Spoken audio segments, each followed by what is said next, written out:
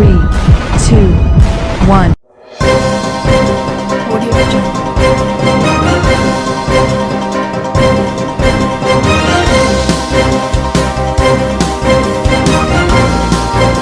Audio Jungle. Audio Jungle.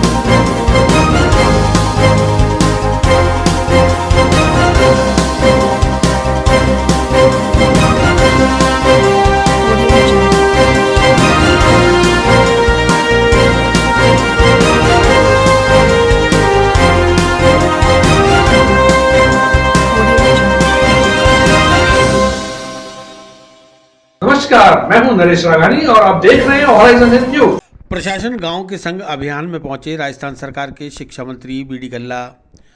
सड़क व पानी की समस्या जल्द से जल्द दूर करने का दिया आश्वासन। अलवर राजगढ़ उपखंड क्षेत्र गांव श्री चंद्रपुरा में राजस्थान सरकार के शिक्षा मंत्री बी डी कल्ला अलवर जिला प्रभारी बनने पर पहली बार अलवर पहुंचे। कल्ला ने ग्राम पंचायत श्री चंद्रपुरा में प्रशासन गांव के संग अभियान के तहत लगे शिविर का निरीक्षण किया। प्रभारी मंत्री ने जनता की समस्याएं सुनी। श्री चंद्रपुरा ग्राम पंचायत की जनता ने सड़क पानी की समस्या से उन्हें अवगत कराया।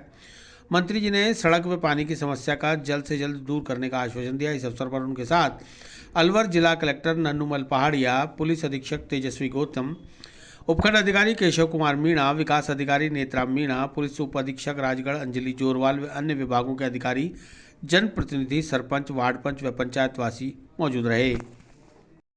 जी सर। प्रशासन गांवों के संग अलग अलग विभागों के कामों का निरीक्षण किया, गांव के लोगों से फीडबैक लिया। जी यहाँ पर जिला प्रशासन और एसडीएम प्रशासन जो है उसने गांवों के लोगों की अनेक समस्याओं का समाधान किया है। रास्तों की समस्याओं को 2.5 महीने पहले ही चिन्हित कर लिया था जी और इस प्रकार आप देख रहे हो कि गांव की समस्या गांव में हल हो रही है। हमारे मुख्यमंत्री जी अशोक जी गहलोत चाहते हैं इन कैंपों का अधिक से अधिक लाभ गांव के लोगों को मिले जी और गांव में ही लोगों की समस्याओं का तत्काल समाधान हो। मैंने स्वयं देखा है कि आज गांव के लोगों के पट्टे बने हैं, जातिगत प्रमाण पत्र मिले हैं और सभी प्रकार के काम बहुत ढंग से हो रहे हैं। जी हालांकि कैंप का समय समाप्त हो रहा है, लेकिन मुझे लगता है कि ये शिविर जो है 8-9 बजे से पहले समाप्त नहीं होगा। जी जी। अब आप जन सुनवाई की है अभी लास्ट में, किस प्रकार की समस्याएं लोगों ने रखी हैं? देखिए, जो सबसे ज़्यादा समस्या सड़क की आई। जी सड़क के लिए राजस्थान सरकार ने 9 करोड़ रुपए की स्वीकृति कर दी है। टेंडर की प्रक्रिया चल रही है। जी बहुत शीघ्र सड़क का समाधान हो जाएगा। इसके अलावा एक आधे गांव की कोई रास्ते की समस्या है, वो भी एसडीएम यहाँ के हल कर देंगे।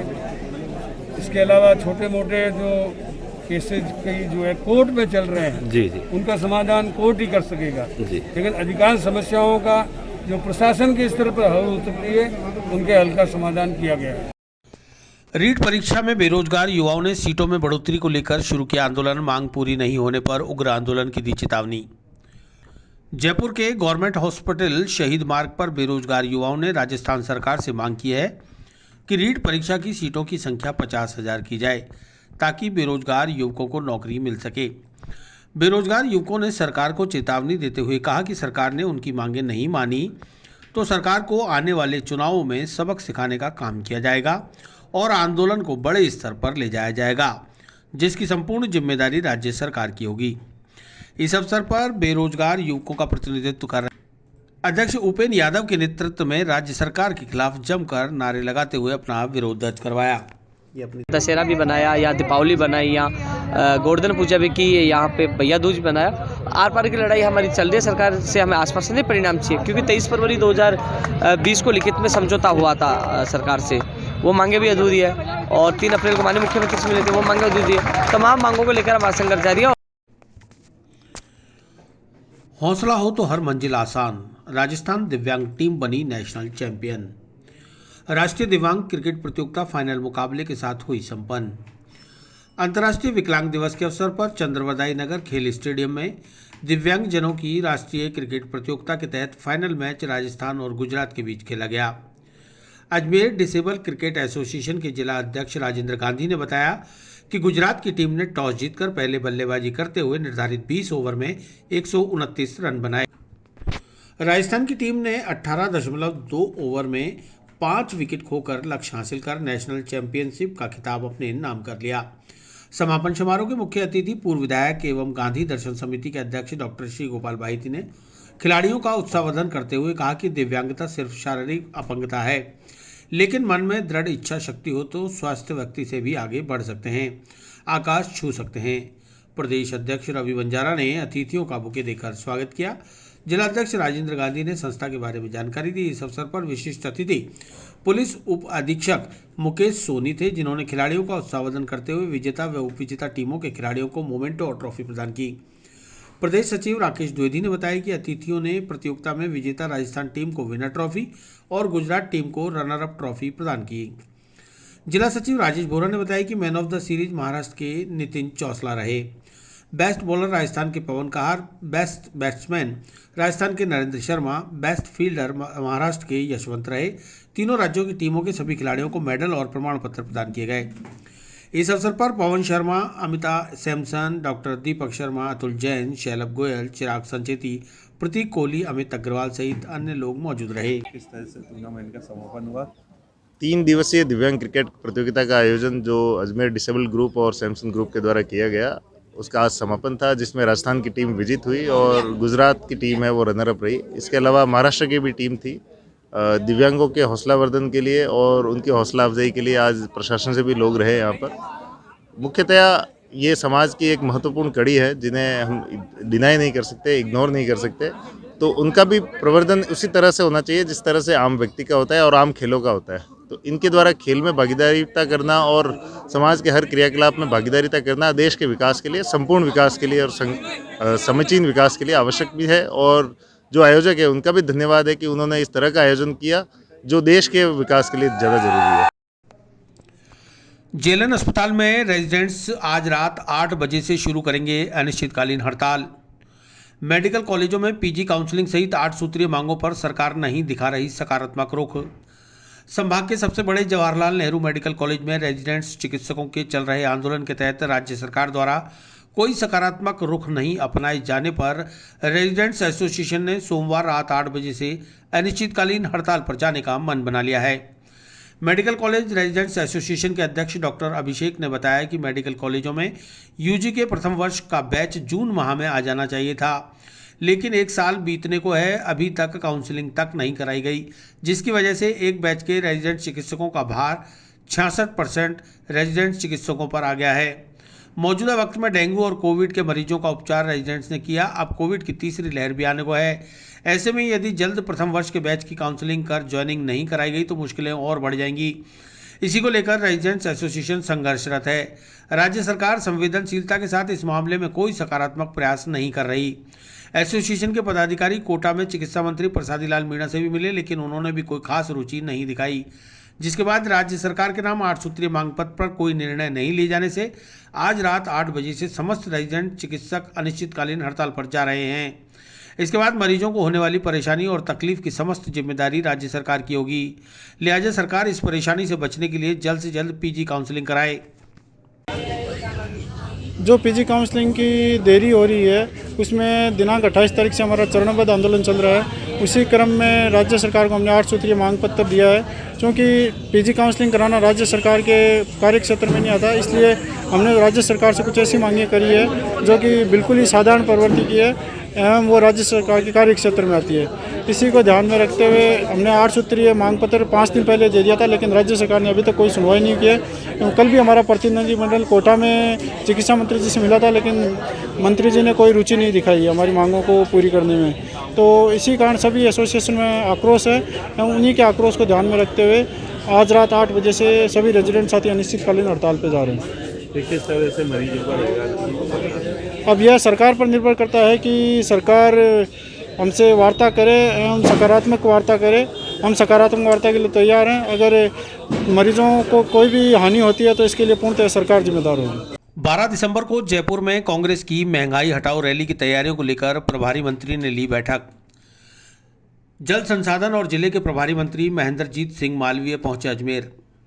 अखिल भारतीय कांग्रेस कमेटी के आह्वान पर बढ़ती महंगाई को लेकर 12 दिसंबर को प्रदेश की राजधानी जयपुर में होने वाली कांग्रेस की महंगाई हटाओ रैली की तैयारियों को लेकर सोमवार को प्रदेश के प्रभारी मंत्री महेंद्रजीत सिंह मालवीय अजमेर पहुंचे।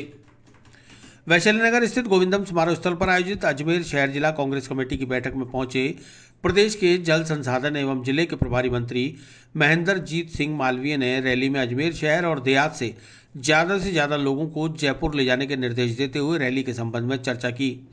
उन्होंने बताया कि जयपुर में आयोजित हो रही इस विशाल महंगाई हटाओ रैली में देश भर के अलग अलग प्रदेशों से लगभग 1 लाख लोग केंद्र सरकार का विरोध करने के लिए पहुंचेंगे।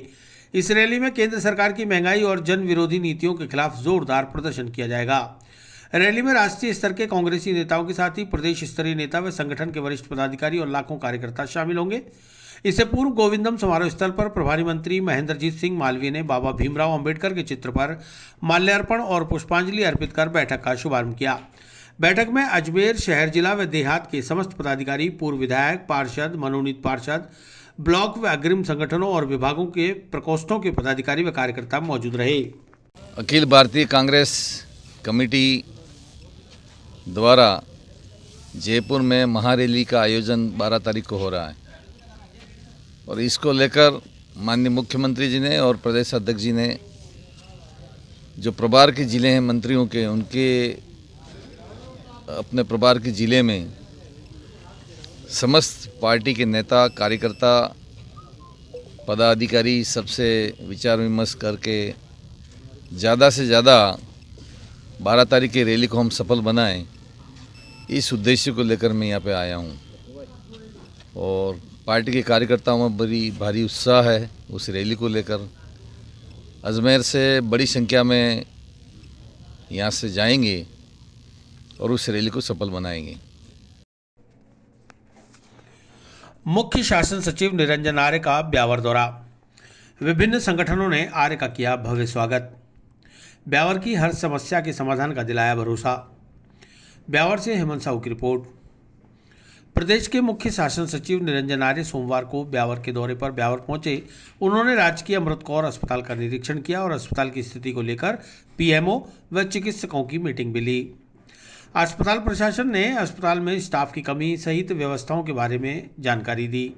तत्पश्चात आर्य नगर परिषद सभागार पहुंचे, जहां पर विधायक शंकर सिंह रावत, परिषद सभापति नरेश कनौजिया, पूर्व विधायक माणक डाणी, कांग्रेसी नेता दिनेश शर्मा, ब्यावर सिटीजन काउंसिल के डॉक्टर एम गोयल, पत्रकार विमल चौहान सहित समस्त पार्षदों ने आर्य का माला, साफा व स्मृति चिन्ह भेंट कर स्वागत किया। इस दौरान मुख्य शासन सचिव निरंजन आर्य ने कहा कि मैं ब्यावर शहर का बेटा हूं। ब्यावर में ही पढ़ लिखकर मैं IAS बना और आज इस मुकाम पर पहुंचा हूं। सभी संगठनों ने ब्यावर की विभिन्न समस्याओं के समाधान हेतु आर्य को ज्ञापन दिया, जिस पर उन्होंने कहा कि शहर की जायज समस्याओं को मुख्यमंत्री के समक्ष रखकर समाधान करने के प्रयास किए जाएंगे। तो आप सबको पता ही है, और उस समय मैं जब एक बार फर्स्ट ईयर या सेकेंड ईयर में था तो MM के वली साहब चीफ सेक्रेटरी थे। आप लोगों ने उनका स्वागत किया, ये भी मुझे पता है, मैं भी था। तो उस दिन मैंने भी सोचा था कि कभी मेरा भी ऐसा कुछ हो सकता है। तो आज आप लोगों की शुभकामनाओं से मैं तो ब्यावर कॉलेज का बहुत एहसानमंद हूँ, ब्यावर कॉलेज का बहुत ऋणी हूँ, ब्यावर शहर का बहुत ऋणी हूँ कि मैं यहाँ गलियों में घूमता था, यहाँ पढ़ता था और इस ब्यावर की हवा से मैं आज IAS बना। मैं इस बात को कभी भूल नहीं सकता, मुझे पूरा याद है। और अगर हल्का सा पूछो तो मैंने तो खुद ने कहा था यार मेरे को भी तो बुलाओ ब्यावर में एक बार। तो ये तो घर आने के बराबर है। मैं तो कोई चीफ सेक्रेटरी के रूप में आया हूँ, न कोई आपके ब्यावर के कोई सामाजिक या कोई राजनीतिक प्रोग्राम में आया हूँ। मैं तो निरंजन आर्य आया हूँ जो ब्यावर के बेटे के रूप में आप निश्चिंत रहो। सबके लोग जो भी जितना भी ब्यावर के लोग आते हैं, मेरे को बड़ा अच्छा लगता है ब्यावर का काम करने में।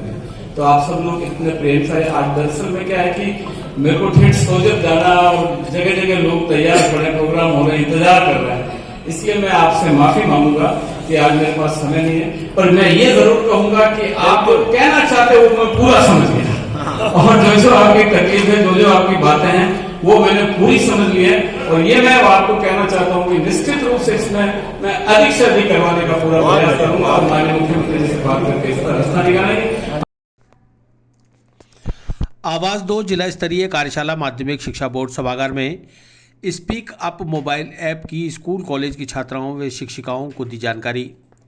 अजमेर रेंज पुलिस महानिरीक्षक एस सेंगाथिर की अध्यक्षता में सोमवार को राजस्थान माध्यमिक शिक्षा बोर्ड सभागार में विभिन्न स्कूलों व कॉलेजों की छात्राओं के साथ ही शिक्षिकाओं की एक कार्यशाला आयोजित की गई। कार्यशाला में महिला सशक्तिकरण एवं जागरूकता अभियान से संबंधित आवाज 2 मोबाइल ऐप के संबंध में चर्चा की गई। आईजी एस सेंगाथिर ने बताया कि पुलिस महिला अपराधों के संबंध में संवेदनशीलता के साथ कार्य करती है। महिला अत्याचारों की रोकथाम, महिला सशक्तिकरण एवं लैंगिक दुराचार की रोकथाम में सजगता व जागरूकता एक महत्वपूर्ण कड़ी है। अजमेर रेंज में आवाज 2 के नाम से जागरूकता अभियान चलाया जा रहा है। इसका मूल उद्देश्य महिलाओं को कानूनी अधिकारों और प्रावधानों के प्रति प्रशिक्षित एवं जागरूक करना है। महिलाओं की आपात परिस्थिति में सहायता के लिए स्पीक अप मोबाइल ऐप सक्रिय है। इससे मुश्किल समय में महिलाओं को लोकेशन आधारित सहायता उपलब्ध कराई जाएगी।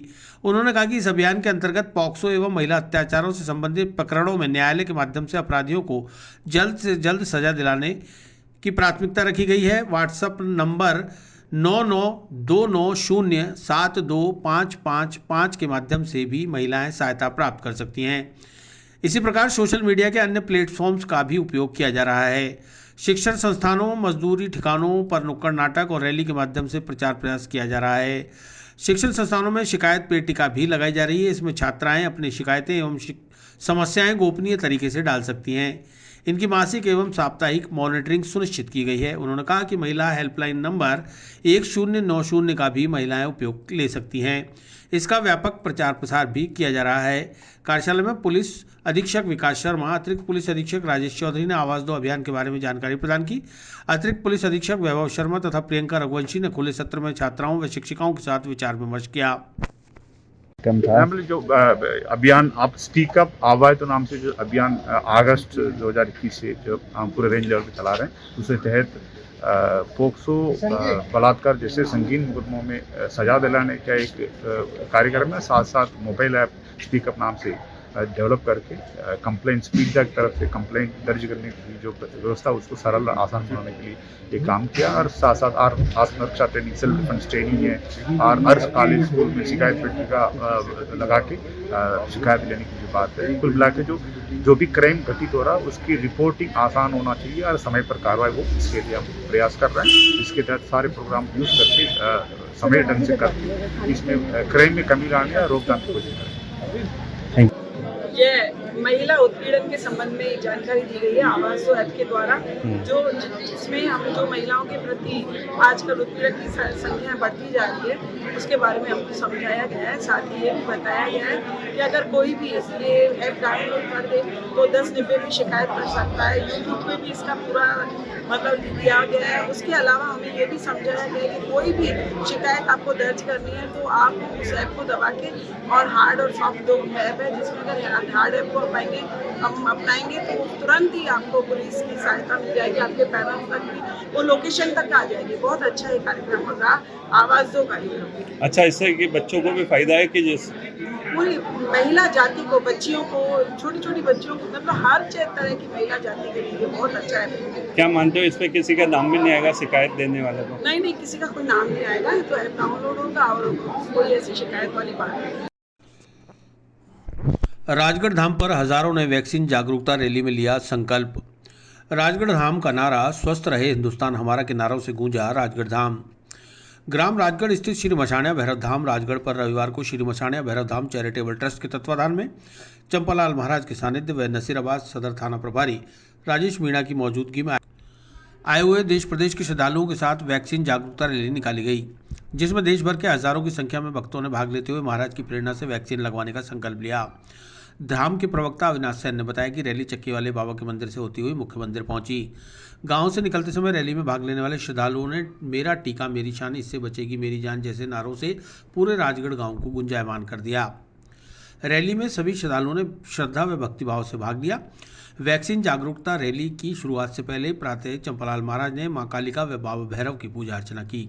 श्रद्धालु सायंकाल आरती तक धाम पर आकर परिक्रमा करते रहे और बाबा भैरव व मां कालिका के समक्ष शीश झुकाकर चंपालाल महाराज से आशीर्वाद प्राप्त करते रहे। वैक्सीन जागरूकता रैली से पूर्व चंपालाल महाराज ने आए हुए हजारों श्रद्धालुओं को संबोधित करते हुए कहा कि मेरा टीका मेरी शान, इससे बचेगी अपनी जान तथा राजगढ़ धाम का यही है नारा, स्वस्थ रहे हिंदुस्तान हमारा। सभी को कोरोना से घबराना नहीं है। बीमारी कोई भी हो उसका दवा व दुआ से बचाव किया जा सकता है। कोरोना जैसी विश्वव्यापी महामारी से बचाव के लिए 2 गज की दूरी, मास्क तथा वैक्सीन की दोनों डोज लगवाकर ही कोरोना से मुक्त हुआ जा सकता है। इस अवसर पर महाराज ने आने वाले समस्त श्रद्धालुओं से कोरोना वैक्सीन लगवाने का आह्वान किया तथा दोनों हाथ ऊपर उठवाकर वैक्सीन लगवाने का संकल्प दिलाया। वैक्सीन जागरूकता रैली को चंपालाल महाराज व नसीराबाद सदर थाना प्रभारी राजेश मीणा ने हरी झंडी दिखाकर रवाना किया। रैली चक्की वाले बाबा के मंदिर से होती हुई मुख्य मंदिर तक पहुंची।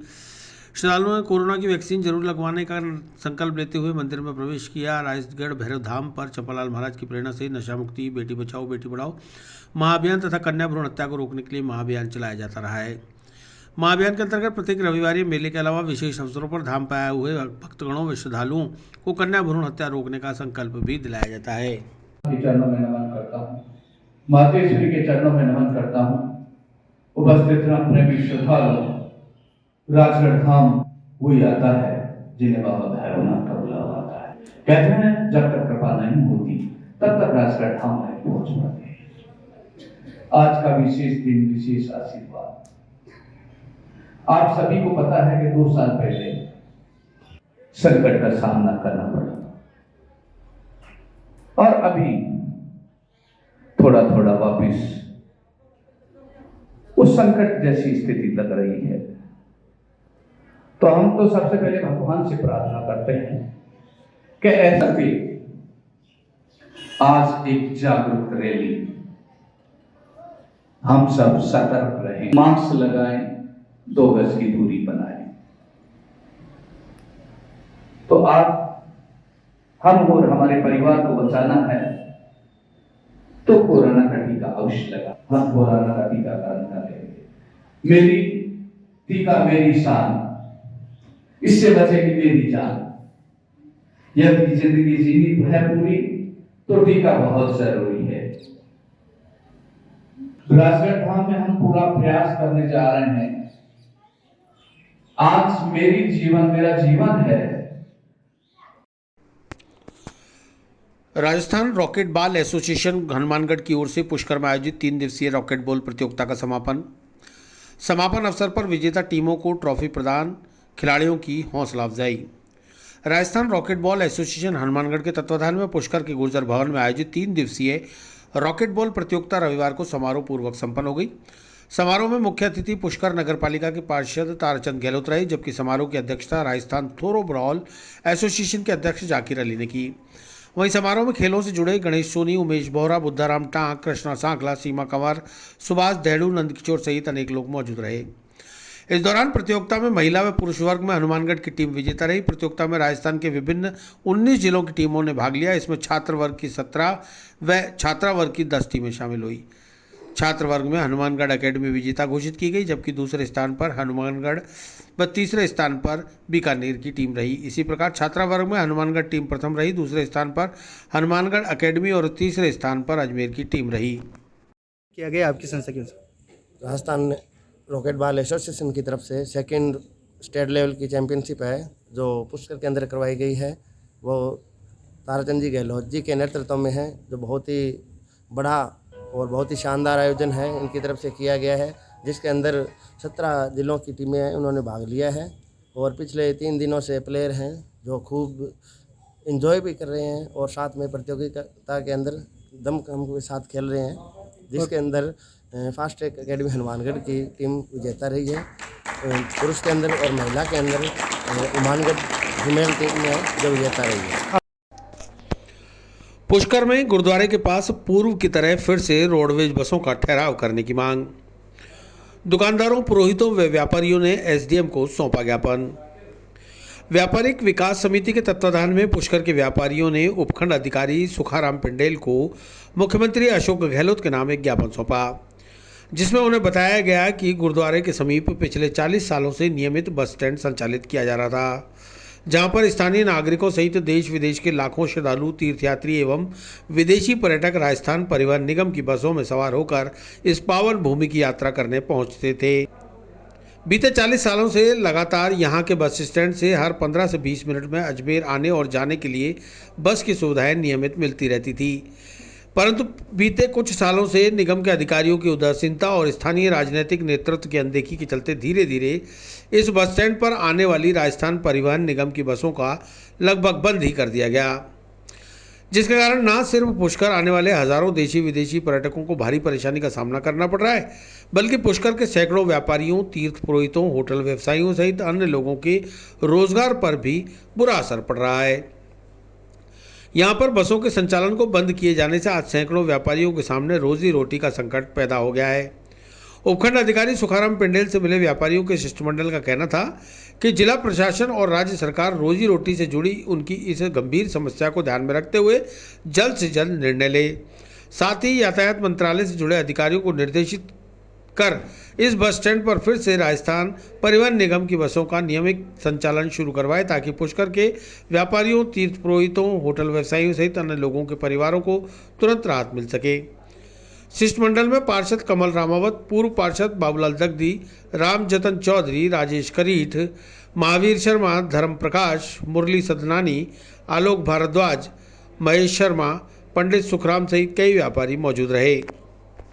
2 वर्ष से जब से लॉकडाउन हुआ है तब से अजमेर बस स्टैंड स्थित गुरुद्वारा के पास जो बसें अजमेर पुष्कर के लिए नसीराबाद, किशनगढ़ एवं अराई तक जाती थी, वो बसें बिल्कुल बंद हो रखी है। एवं पुष्कर के सैकड़ों परिवार, चूँकि इन बसों से आने वाले यात्रियों पर यहाँ के होटल वाले, आश्रम वाले, दुकानदार सब डिपेंडेंट थे, उन सब लोगों की भूखे मरने की नौबत आ गई है। हम करीब लास्ट 3 महीने में 3-4 बार आदरणीय एसडीएम साहब को इस बारे में अवगत करा चुके हैं, फिर भी तक कार्रवाई नहीं हुई। आज हम पूरे छोटी बस्ती के व्यापारी एसोसिएशन एवं सभी दुकानदार के लोग सब लोग हम मिले हैं और इनसे रिक्वेस्ट करिए कि ये बसें जो पहले यहाँ से चलती थी सभी बसें वापस यहाँ से चालू करें, और जो भी संबंधित अधिकारी लोग हैं उनको इस बारे में निर्देश देवें कि बसें टाइम टू टाइम हर 20 मिनट में या 1 घंटे में जितना ज़्यादा संभव हो सके पुष्कर से अजमेर बस स्टैंड, गुरुद्वारा से अजमेर बस स्टैंड या रेलवे स्टेशन जहाँ तक हो सके बसें चालू करावें। बस स्टैंड गुरुद्वारा के पास से जो पूर्व से अजमेर पुष्कर जो बसें चलती थी तीर्थ यात्रियों के लिए, उससे कि तीर्थ सरोवर सारे मंदिर वगैरह सब पास में रहते थे, यात्रियों की सुविधाएँ थी, उसको बंद करने से कई यात्री और उसका पूरा मार्केट बाज़ार सारा अस्त व्यस्त हो गया और कोई कार्य धंधा नहीं मिल पा रहा है। इसलिए इन्हें पुनः चालू करने की कृपा कराएं। और यहाँ पे जो अगर हमने ज्ञापन दिया है पूर्व में भी, मार्केट एसोसिएशन ने एसडीएम साहब को रिक्वेस्ट की है, 2-3 बार बातचीत हुई है, इसे आपको करना चाहिए। हम मुख्यमंत्री के नाम पर भी ज्ञापन दिया है जो कि इसकी ओर ध्यान दें और ये सुचारू रूप से लोगों की जीविका का साधन पुनः शुरू किया जा सके। संविधान निर्माता डॉक्टर भीमराव अंबेडकर के निर्वाण दिवस पर श्रद्धा सुमन अर्पित। अजमेर में अंबेडकर सर्किल पर विभिन्न राजनीतिक, सामाजिक संगठनों व जन प्रतिनिधियों ने अर्पित की पुष्पांजलि।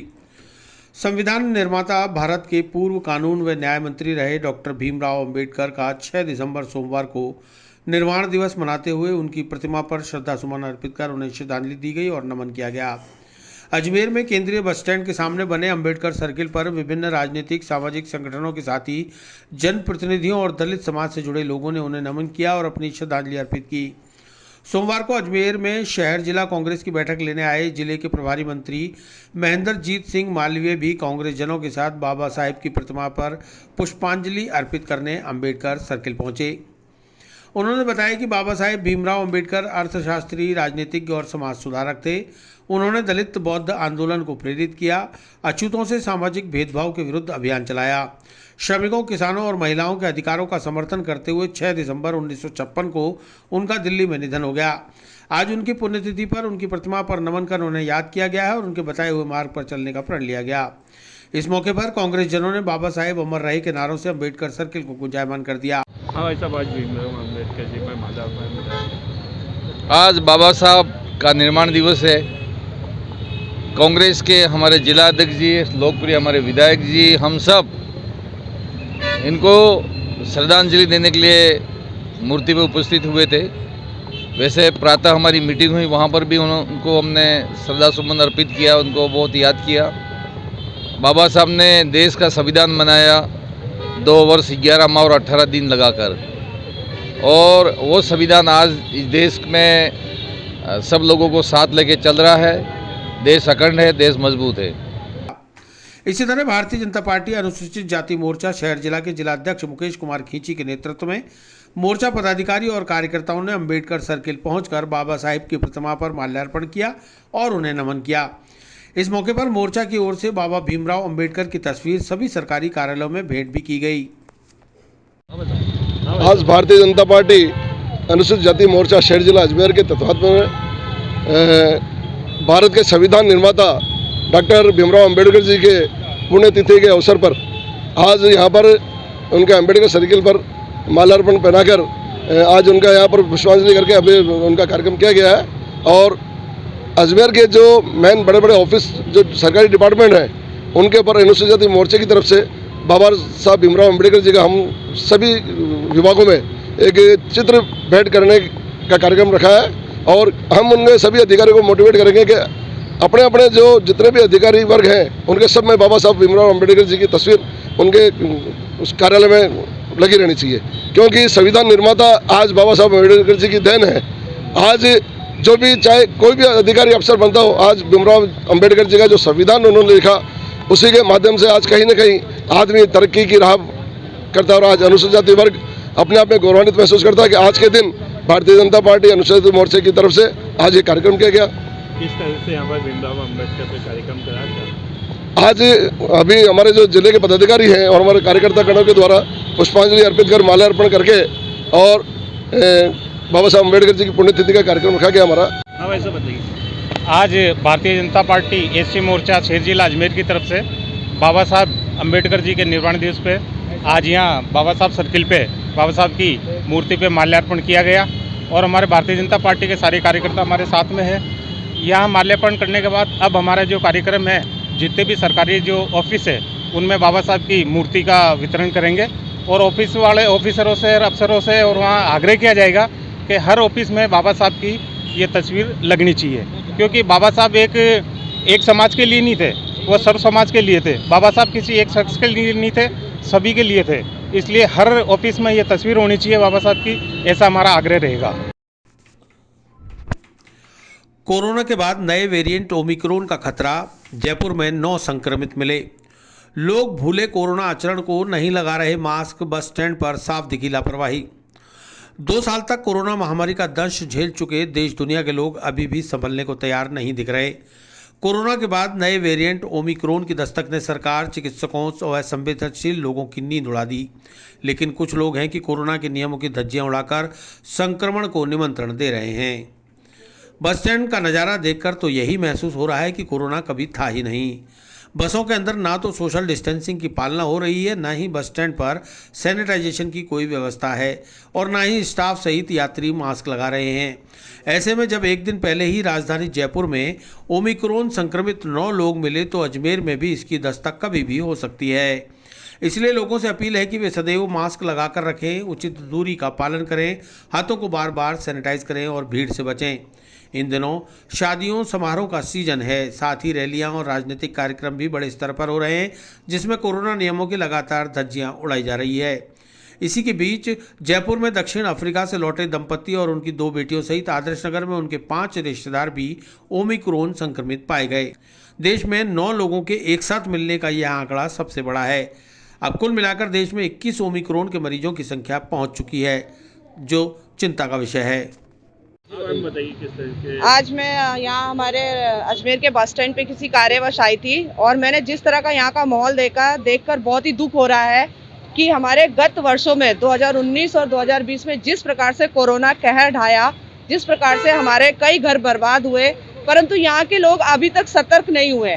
मैं इनसे अपील करती हूँ, हाथ जोड़ के निवेदन करती हूँ हमारे क्षेत्रवासियों से, अजमेर के सभी क्षेत्रवासियों से, कि कृपया करके जितने भी कोरोना की गाइडलाइन इशू करी जा रही है सरकार के द्वारा, उसको आप पालन करें, पूर्ण रूप से पालन करें, मास्क लगाएं, 2 गज की दूरी बनाए रखें। परंतु आप जिस तरह से देख रहे हैं कि साइड में हमारे पूरे बस स्टैंड पे बिना मास्क के, बिना किसी भी गाइडलाइन को जारी किए हुए यहाँ के लोग घूम रहे हैं। तो मैं हमारे पूरे प्रशासन से ये निवेदन करूँगी कि थोड़ी सी सख्ती बरती जाए और इस कोरोना काल को, आने वाली तीसरी लहर को ज़्यादा भयानक ना हो, उसके लिए पहले से ही प्री प्लानिंग करी जाए और इसको बचाने का कार्य किया जाए। इस तरह के केस बढ़ने लगे मैडम वापस? अभी देखिए आप, जयपुर में 25 केस आए गए हैं और एक ओमिक्रॉन नया लहर जो आ रही है इसकी, वो बहुत ही घातक है, 5 गुना घातक बताई जा रही है, जो अभी गत वर्ष जो बीती हुई कोरोना है उससे। और 25 केस जब जयपुर में आ गए तो आप समझ सकते हैं कि उस 25 से 25,000 और उससे भी अधिक होने में कोई समय नहीं लगेगा। तो मैं हमारे पूरी जनता से, पूरे क्षेत्रवासियों से, सभी प्रशासन से ये अपील करती हूँ कि आप ज़्यादा से ज़्यादा इस गाइडलाइन की पालना करें और अपनी सुरक्षा अपने हाथ में रखें। बस स्टैंड पे आज देखने को मिल रहा है कि सभी लोग बिना मास्क के घूम रहे हैं, किसी तरह की गाइडलाइन का पालन नहीं कर रहे हैं, और जो लोग इधर उधर घूम रहे हैं, बसों में चल रहे हैं, और किसी तरह की सैनिटाइज की व्यवस्था नहीं है, न उनको गाइडेंस दी जा रही है कि भाई बीमारी फैल रही है। जयपुर में भी इतनी भयंकर फैल रही है, अपने अजमेर में भी आने में कोई वक्त नहीं लगेगा। इसलिए सभी से मेरा निवेदन है, हाथ जोड़ के प्रार्थना है कि सभी गाइडलाइन का पालन करें और मास्क लगाएं, 2 गज दूरी, मास्क जरूरी, ये जो पालन है वो करनी चाहिए, सैनिटाइज का लगाना चाहिए। ये सभी से मेरा अनुरोध है। अगर ऐसी हालत रहे तो वैसा आगे किस तरह आगे भयंकर स्थिति होगी और जिस तरह से पिछली बार जो कोरोना फैला था उससे भी ज़्यादा भयानक फैलने की आशंका है। प्रशासन को क्या कहना? प्रशासन से मैं कहना चाहूँगा कि ये जल्दी से जल्दी इसकी व्यवस्था रखें, बसों में व्यवस्था रखें, सभी तरह की गाइडलाइन का पालन कराएं, जिससे कि सब लोग सुरक्षित बच सकें।